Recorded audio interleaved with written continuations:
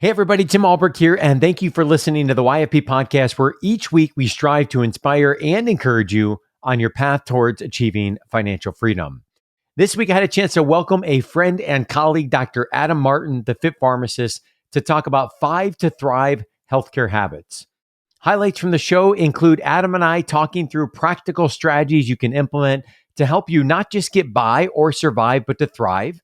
The 5 areas of the SMILE framework to live with intention and to your full potential, and the most effective instant antidote, as well as prevention to disempowering feelings. Now, before we jump into the show, I recognize that many listeners may not be aware of what the team at YFP Planning does in working one-on-one with more than 280 households across the country. YFP Planning offers fee-only high-touch financial planning that is customized to the pharmacy professional. If you're interested in learning more about how working one-on-one with a certified financial planner may help you achieve your financial goals, you can book a free discovery call by visiting yfpplanning.com. Whether or not YFP Planning services are a good fit for you, know that we appreciate your support of this podcast and our mission to help pharmacists achieve financial freedom. Okay, let's jump into my interview with the Fit Pharmacist, Dr. Adam Martin. Dr. Adam Martin, the Fit Pharmacist, welcome. What's up, Tim? How you doing today? Man, I am doing great. How's your week been, and how are you doing? Dude, it's Fit Pharmacist Friday. Let's go. Let's go. Let's do it. So you recently published a resource, and we'll link to this as well, 5 to Thrive healthcare habits, simple and quick ways to use what you have to live a lifestyle you dream about. And it caught my attention because of how much overlap there was between those 5 habits and what I often think about as it relates to the financial plan. And so I want to dig into each one of those in more detail. And this has been a long time in the making. You know, you and I had the opportunity to present together at the OPA annual meeting last year in Columbus. That was on fire, right? That was an awesome session that we did together. And I've thought so many times when you and I have a chance to converse and dig deep, like there is so much synergy between a lot of the work that you're doing and the focus on the mindset and the healthcare and how we often should be thinking about the financial plan as well. So this is going to be a party of sorts. It always is, right? When Dr. Adam Martin's on the line. And so before we get into those 5 habits, we'll walk through them one by one. I don't want to just gloss over the significance of operating from a mindset of thriving, right? Rather than just getting by and surviving. And so since the focus of our time together is going to be all about thriving, tell us more about why that is center to what you're doing and what you're talking about and how you've developed that mindset and learned that through your own experiences.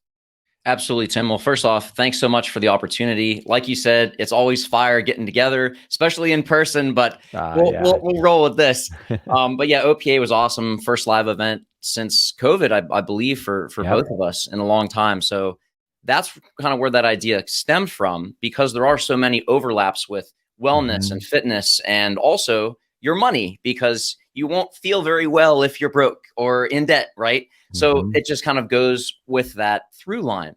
But the reason that I made this, and just so y'all know, this is a free ebook, so I'm not selling anything. This is such a needed resource. I created it, put a ton of time, made it simply applicable, because there's so much information out there that, it's great, but how are you going to apply it? That's right. For example, we all want to get healthier, right? So we go and hire a nutritionist, dietitian, whatever, that's outside of our normal. And they say, be mindful when you eat. Chew your salad 30 times before you eat. We don't get lunch breaks. What are you talking about? So when you take the science, the research, and you say, how can I practically apply this in a simple way? Because here's the reality. You ain't got more time. You don't got any time. You ain't got more things, and you've got no room left on your to-do list. So how are you going to make a change that you know you need to make and you want to make when you don't have time, when you don't have money, and you don't know what's going to actually work and what's a scam? So I took all the things that I've learned in my journey in coaching my clients and working with some of the best in the world of mindset, of fitness, of nutrition, and I condensed them down into a practical framework that is easy to understand, and more importantly, easy to implement that actually gets results.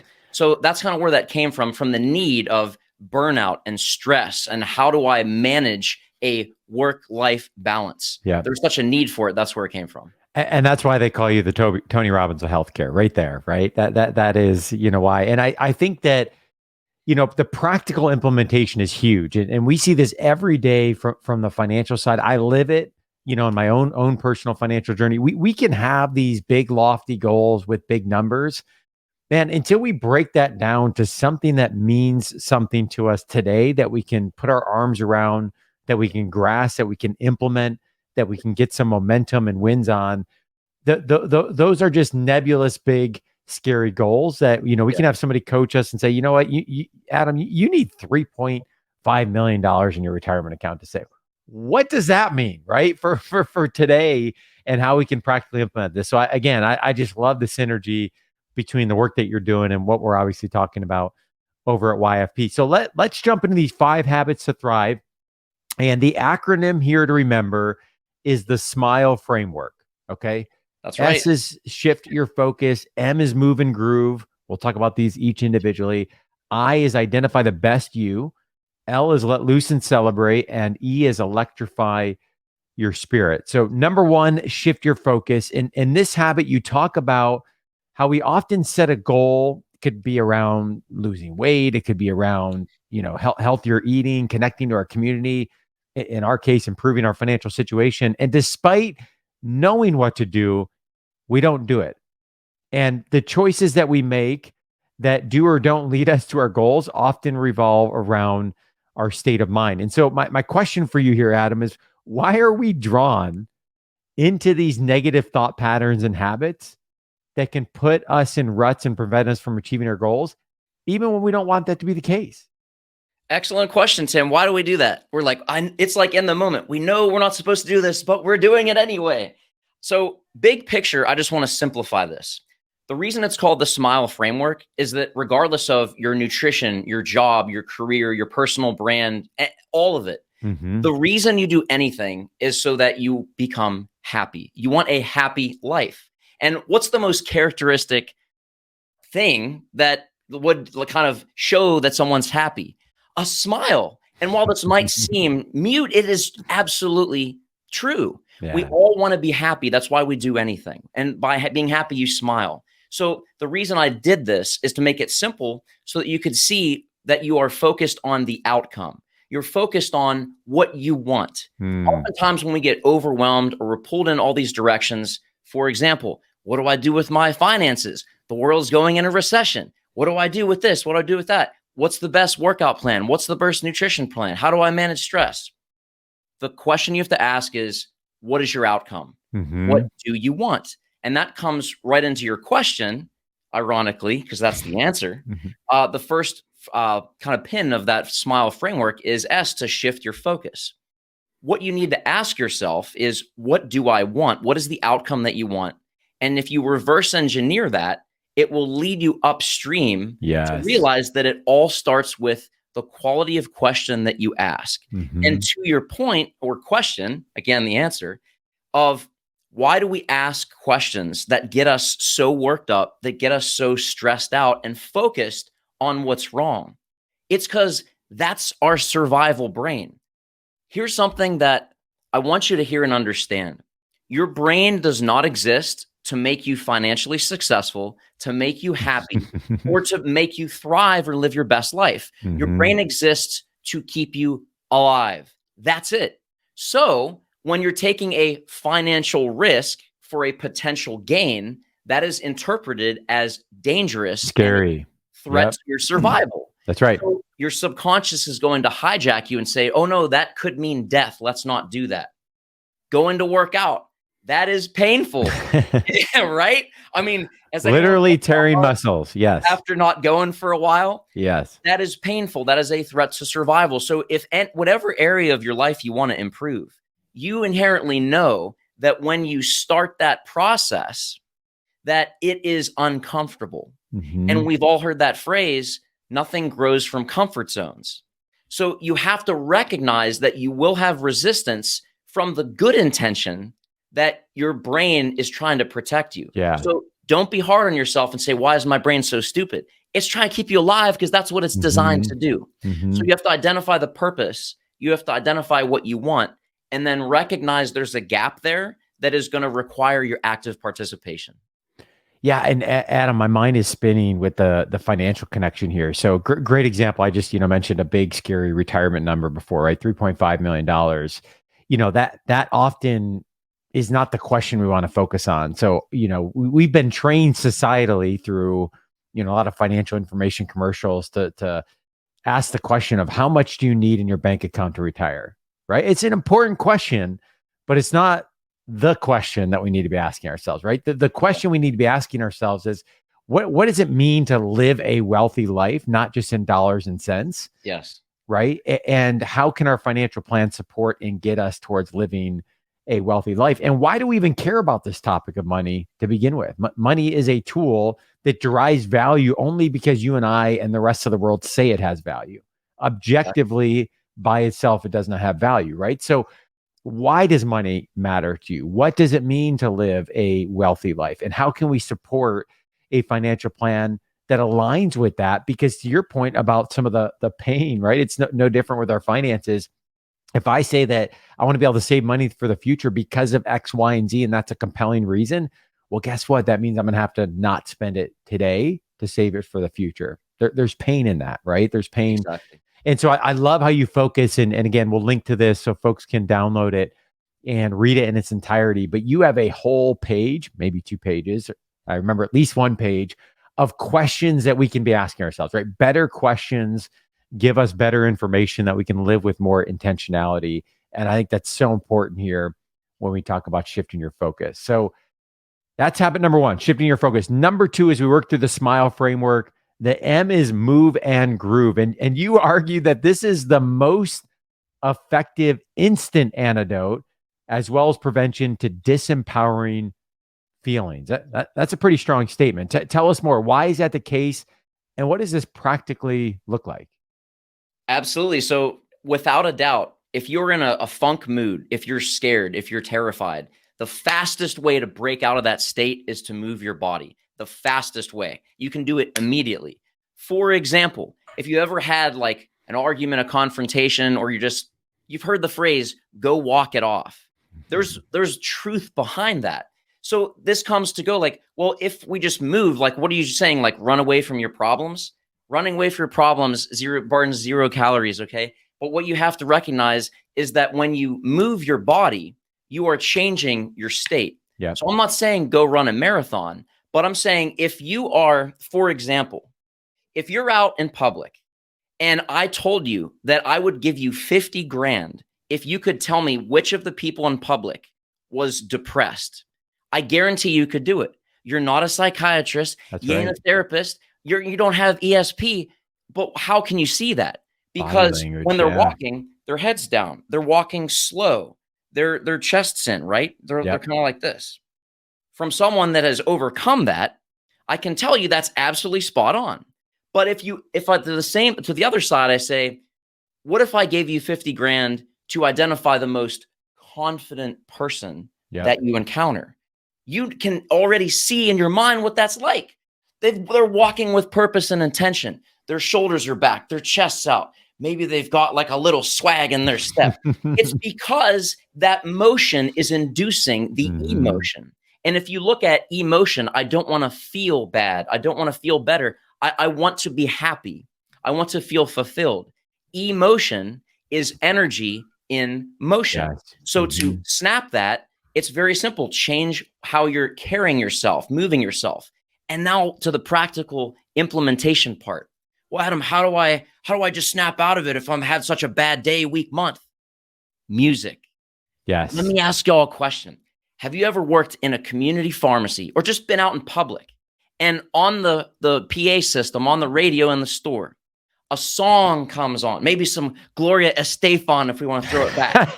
And all of a sudden, you see Granny Smith in aisle 5 tapping her foot to the point where she's like, oh, her hip's going to pop out or what? Like, she can't help it. She might not even be aware of it. Everybody is moving, tapping their feet, bobbing their head, music is the fastest way to change your emotion. Yep. So you can do it without even being aware of it. So that's the fastest way to snap out of your state. Play a song that makes you jive. So are we talking dance party in the pharmacy? Is that what we're doing here? So true story. When I started as a pharmacist back in 2012, it was, busy store, like super busy. When I retired there in December, we were doing over 600 scripts a day on Monday with no pharmacist overlap. That's the reality. So there's a lot of stress, as you can imagine.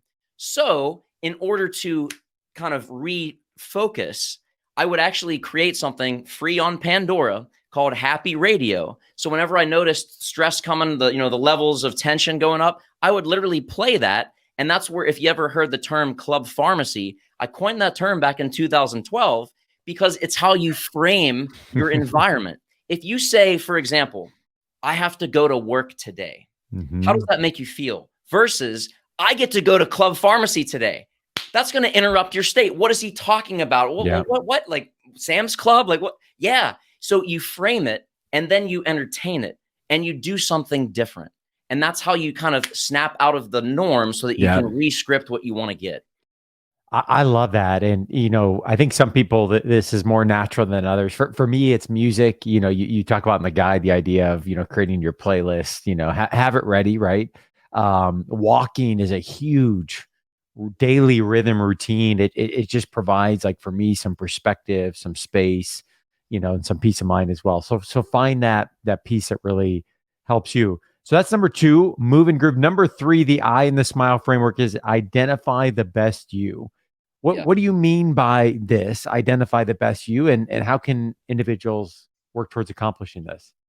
Excellent question. When it comes to psychology, the most defended aspect of the human condition is your identity. People will defend that to the death. Look at any religious war that's ever been fought. Look at anyone that's done anything drastic. Look at people who refuse to do anything. What do they say? I'm not that kind of person. That's not who I am. Your identity is the strongest driving force in your psychology. So when we're talking about goals with finances, with fitness, why are you doing that? Why do you want to save $3.5 million? Yes, that is obviously a good goal, but what is the means behind that? Yes. What does money mean to you? What will that afford you? There's got to be some sort of compelling future, because the reality that we all know is that whatever your goal is, whether it's small or large, think big, by the way, whatever your goal is, you are going to have resistance. You're going to come across adversity. You're going to be exhausted. You're going to start with a lot of motivation. But if you're not committed to exactly, with a perfect picture in your mind, to visualize exactly why you're putting in the time, why you're putting in the work, why you're sacrificing a comfortable lifestyle and instead going after it, facing rejection to make calls to grow whatever you're trying to achieve. You have to have a clear, compelling future that pulls you towards what you want. Keyword you, what you want. Yep. Not what your friends want, not what you think you should want or should have or should do. Quit shoulding all over yourself, please. You want something that is genuinely authentic to what makes you happy. That's the secret. And this is that last point is huge in the financial services space, right? Because, I talk to people weekly. I experience this, myself as well, where often our goals aren't truly our goals. They're a reflection of what we feel like should be our goals, or someone else says, or we interpret it as someone else says we should be our goals. One thing you said there, I want to dissect a little bit more. You kind of mentioned, like, by the way, think big. And as you said that, my mind went down this path, how often the goals I hear from individuals, guilty as charged, no judgment to anyone else, we often limit those. And I'm wondering why. So for example, right, if someone says, hey, I really have a goal to give philanthropically, or to give, like, usually we'll put a qualifier on that, like 3, 5, 10% of my income, or, I really want to save for retirement. It's a big number, don't get me wrong, but we're kind of defaulting to, like, what is a limit low number that is, acceptable or that we've heard, elsewhere.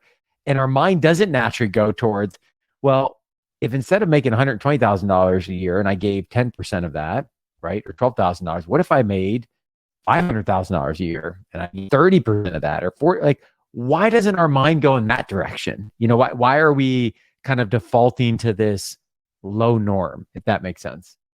Excellent question. So another thing that we all know of, and I want to kind of bring this back home, is the only thing that's going to stop you is you, not the economy, not your circumstances, you. And when I mean you, what I mean is your fear. And while there's lots of specific fears with everyone in specific situations, all humans have two fears. There's two fears that are the most common fears: the fear of not being enough and the fear of being unlovable. So when you're looking at, I want to set a goal, if you say like, oh, this would be a nice increase. Let's say, for example, you're making 120 grand a year and you want to go up to 150, just a little bit. Well, if I set 500 grand a month, that is a huge jump. Yeah. That is a risk that if I don't get it, it might mean that I'm not enough. Yeah. It might mean that I can't be loved because I didn't get this. It's not what's going on. It's not your circumstance. It's the meaning that you give to your circumstance. Yeah. That is the driving force of whether you're going to face everything and rise or fall into that fear. It's all based on the meaning that you give something that becomes the outcome. So in that example, we're essentially trying to set ourselves up to avoid failure, or not even actual failure, our perception of what that failure, would be in that. So that's interesting. Okay. So that's number 3, identify the best you. Habit number 4 in the SMILE framework is let loose and celebrate. You say, quote, you need to party more. Like seriously, you will feel like you're losing when you're actually winning if you do not celebrate your wins. And my question here is, why do we not celebrate our wins in the same way that we dwell on our losses? Let me paint a scenario that those of you watching or listening might resonate with. You work for years, for months, for, let's say, getting a job as a pharmacist, and you get the job, you get the email, you're on stage getting a promotion. And as they're calling your name and reading your bio, you say, what's next? You get the promotion. Then you say, I'm going to go after this goal. Let's say that you launch a book. Let's say you're trying to get your name out there and build your personal brand. So you decide that you're going to publish a book. So it gets released. What's next? What's next? What's next? You're so focused in the future that you're living in a state of anxiety. Now, here's something that I want to just share as far as emotion, like, why do I feel this way? What's wrong with me? Those kind of things that get us twisted. If you're living in the past, you're living in depression. If you're focused on the future, you're living in anxiety. But when you're focused on the present, it is a gift, which is why it's called the present. The attitude of gratitude is honestly the antidote for fear. Try this. If you're angry, frustrated, or ticked off, I want you to think about and just look around and say one thing that you're grateful for, and then say another, and then another. It is literally impossible to be both grateful and angry or upset or overwhelmed at the same time. It is impossible. So the antidote to this really is to be grateful at your progress. Now, there is a thin line for this. And I think the best way to do it is to live it and really go after your goals. Because on one hand, you don't want to rest on your laurels and take your foot off the gas. Because if you're not growing, you're dying. So you want to constantly be pursuing the best version of you. But if you're living in that, what's next, what's next, what's next, here's the reality. You will feel like you're losing when you're actually winning if you don't take time to note how far you've come. 100%. Yes.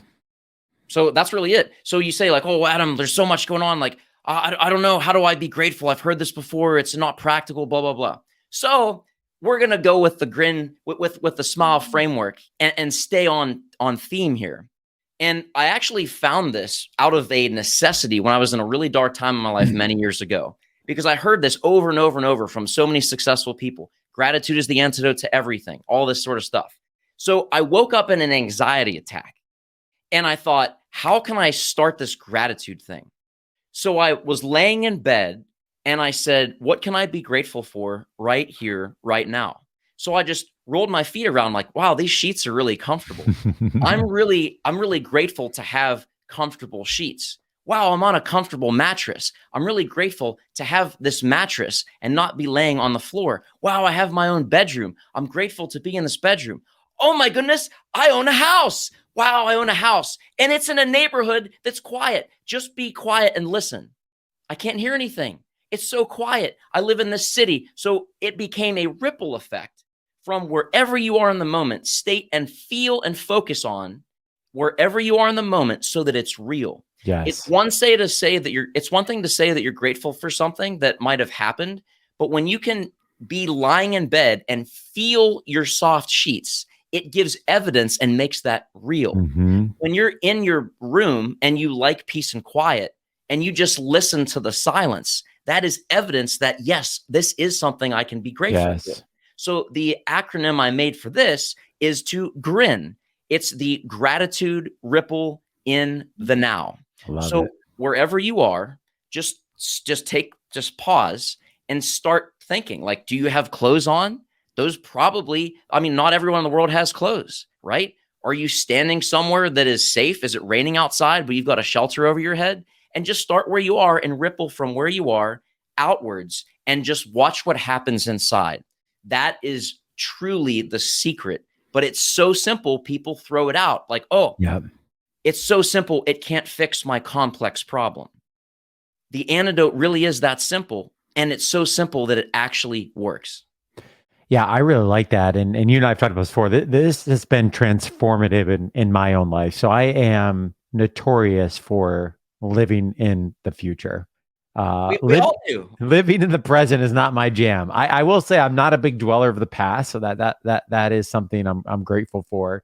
But what I have found is like what you described, publishing a book, what's next, giving a speaking event, what's next, achieving this milestone, what's next. And it's not natural for me to really pause and be present in the moment. But the gratitude piece, what I have found is, and you described it perfectly in the example, when you're laying there in bed in the midst of an anxiety attack, as you're going through a gratitude exercise and reflection, it forces you to be present in the moment. It shifts your perspective and focus while you're there as well. And I think the trick for this, in my opinion, which you've really addressed here with the gratitude ripple and the now, the GRIN acronym, is it doesn't have to be like a one time in the morning, I'm going to do a gratitude exercise for 5 minutes. Like this could be a quick reminder as you're going throughout the day, because as you highlight, I mean, any given moment in the day, we can all stop and find one thing that we're thankful for in that moment. Yes. So I love that.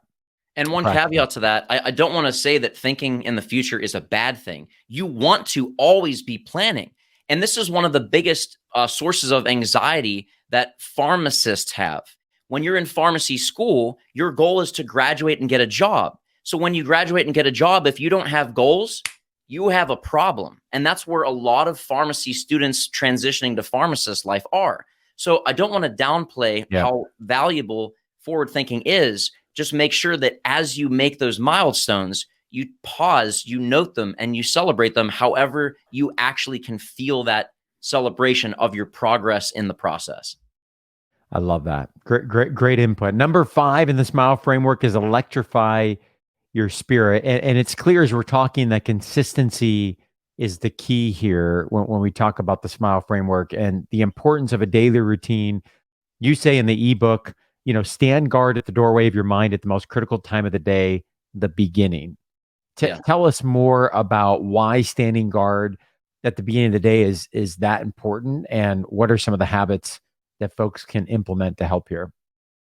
So have you ever woke up and you stub your toe and then you realize that you're late and you get a red light and then your tech doesn't show up or someone comes and yells at you? And what do you say? Wow, this day keeps going from bad to worse. It is a ripple effect from what you focus on, literally taking all that we've looked at through the SMILE framework, starting with shifting your focus. When you wake up in the morning, you have a clean slate. You are starting with a brand new bank account of time for those 24 hours. And if the first thing you look at or think about is your to-do list or the news or all the things that you wish you did, then that's going to ripple and transcend the whole mood of your day. Yes. So and y'all know this is true, but we all do it. So the simplest thing, again, simple doesn't mean easy, especially if this is a habit that you've had for a long time. The simplest thing to stand guard at the door of your mind is to not touch your phone for the first half hour, whatever that might be. For me, it's 2 hours. Because it's that sacred of time. Because think about it. People want to get your attention. News highlights. They're not talking about, new puppies that were given out for free. They're talking about stabbings and murder and death. Push notification. Notification. Yeah. Ding, bloop, blip, all that stuff. It's grabbing your attention. Your eyeballs are the new real estate. That's what everyone is after. And the best way to get them, again, coming back to an original point, is your brain. And your brain is wired to keep you alive. Yeah. So it is going to be focused on any potential threat as a means to protect you. So knowing that's how media and everyone uses that fact of your physiology to grab your attention, to lead with danger and all these negative things.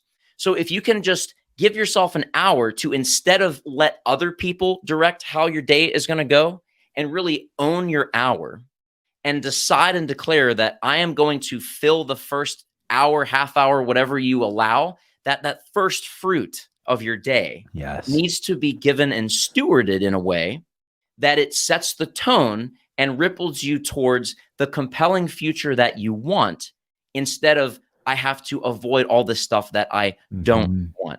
So really start simple. The phone is the most effective thing, and that's hard for a lot of people. I remember when I first did this years ago, it was like an addiction. And it's just how we are in society, but it's become normalized to the point where no one really questions it. But when you realize that by doing that, you're giving control of your mind and focus to other people that just want your eyeballs and want you to click and scroll and all this stuff, it puts you in the driver's seat so that you can now intentionally be present on what you want to do. So you can start simple. This is my routine. This has evolved over the years. I start off by saying, "Good morning, Jesus Christ. Holy Spirit, fill me and guide me so I can be a blessing in your way through this day. Today is going to be an amazing, outstanding day." And then I take a 5-minute freezing cold shower. I read my devotional, I jump in the Bible, and then I'm off on my 45-minute walk. That's how I start. Now, that might not be practical for you. You might generally, realistically have 5 minutes. Yeah. In those 5 minutes, don't be on your phone, and start with the gratitude ripple, the grin, to start where you are, to start listing things you're grateful for. I promise if you do that every day for 30 days, you'll feel like a totally different person.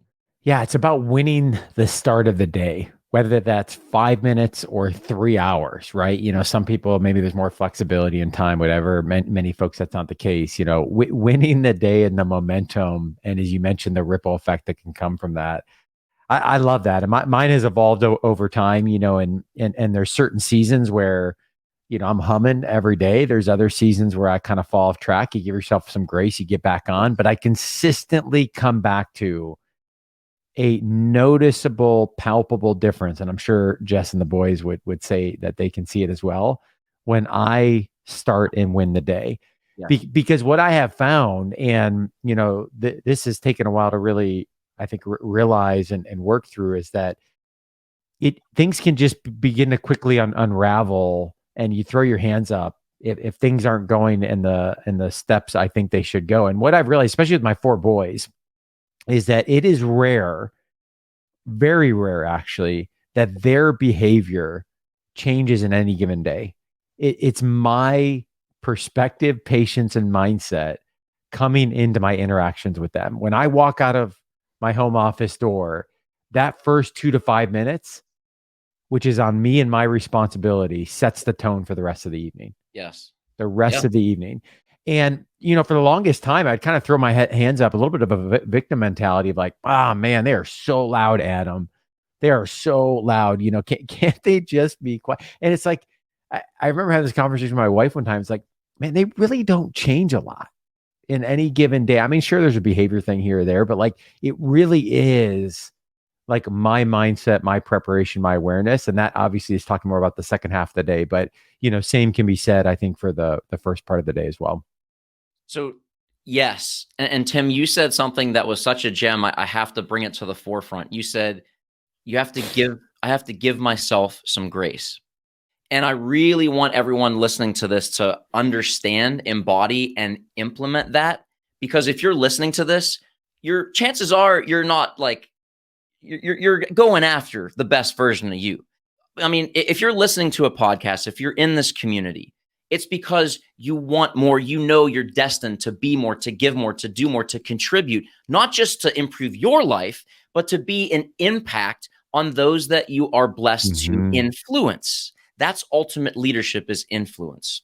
Yeah. So when you're in this journey, remember that it is not about a destination. It's about who you become in the process. It is about progress, not perfection. So if you're wanting to be a good leader, if you're wanting to be the best employee wherever you are in your career, if you want to receive something like grace, because we all are very human, the best way to receive something is to give it. And to the point of finances, so many people, one of their reasons that they want to save, and call me on this if I'm wrong, Tim, you're the pro of the pros.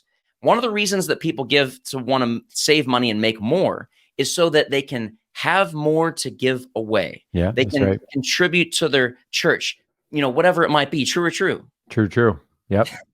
So here's the challenge, and this is very humbling, but this is literally the cheat codes for life. This is how it works. Whenever you identify whatever it is you want to receive, you must become it and go give it. Because especially with finance, here's the reality. If you won't give a dime out of $1, you'll never give $1 million out of $1 billion. So it's not, I'll wait until. It's how can you give from where you are right now? Because whatever you give will come back to you tenfold. Yeah. Now, that's not the reason that you give, but the secret, the life hack, the behind the scenes truth is that the secret to living is giving. Yes. And when you embody that and say, if I want this to come in my life, how can I become it? And then use that to give and serve others, your life will never be the same. Yeah. And you will actually start to find that you are smiling more than you ever thought possible. Oh man, that is so true. And so much wisdom in that, I think we can fall into that trap, and it is a trap to think that in that day in the future state, when I've got X in the bank, at that point, like I'll be ready in a position to give. And, and to your point about building that habit and that muscle and making that a priority, so important. So there you have it, the SMILE framework. As always, Dr. Adam Martin, it has been a pleasure. I'm so grateful for you as a friend and a colleague. For folks that don't yet know you and follow your work, which I think are few and far between listening to this, but for folks that don't, where's the best place that they can go to stay in touch with you? Thank you, Tim. So honored. So I've had the honor and privilege of working with and helping many pharmacists and students grow their personal brands all across the world. Your brand is my favorite because you embody the principles, the values. You are the best steward of your gifts I've ever seen in my life. So it is such an honor. So thank you. I just want to give a shameless plug of Real Talk real quick there. But if you want to see more smiling faces and goofy things, feel free. The best place to interact with me is on Instagram, all one word, The Fit Pharmacist. I also have a podcast that I've been running for a little over 5 years now, a new episode every week.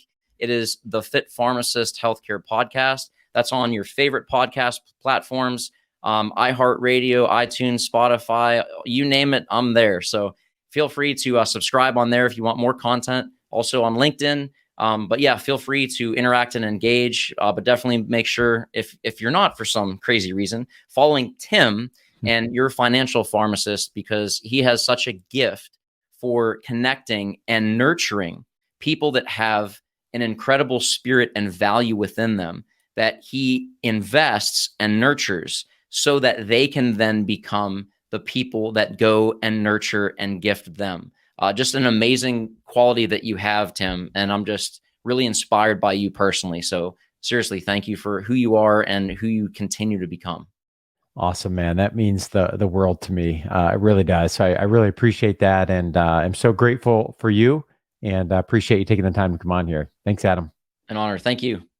As we conclude this week's podcast, an important reminder that the content on this show is provided to you for informational purposes only and is not intended to provide and should not be relied on for investment or any other advice. Information in the podcast and corresponding material should not be construed as a solicitation or offer to buy or sell any investment or related financial products. We urge listeners to consult with a financial advisor with respect to any investment. Furthermore, the information contained in our archived newsletters, blog posts, and podcasts is not updated and may not be accurate at the time you listen to it on the podcast.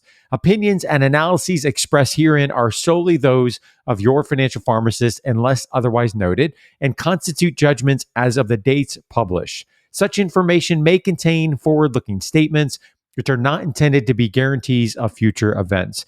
Actual results could differ materially from those anticipated in the forward-looking statements. For more information, please visit yourfinancialpharmacist.com/disclaimer. Thank you again for your support of the Your Financial Pharmacist podcast. Have a great rest of your week.